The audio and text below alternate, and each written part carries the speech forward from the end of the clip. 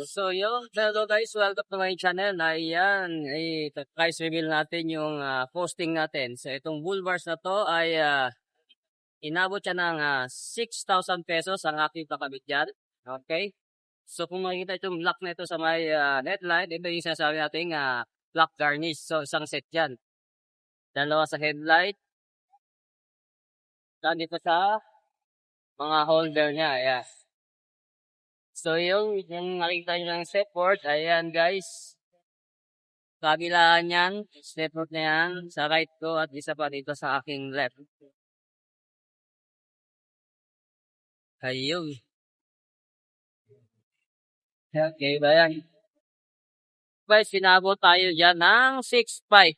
Plus yung ating black garnish, ayan. Sa tangke niya, yung lagayan ng sakaduan ng tangke. At saka ito sa mark line. Ayan. So, 2.5 yan. So, matotal, inaabot tayo guys ng 15,000. So, nag-discount tayo. Binigyan tayo ng discount. So, 40 na lang po ang ating binayaran. So, yun. Alright.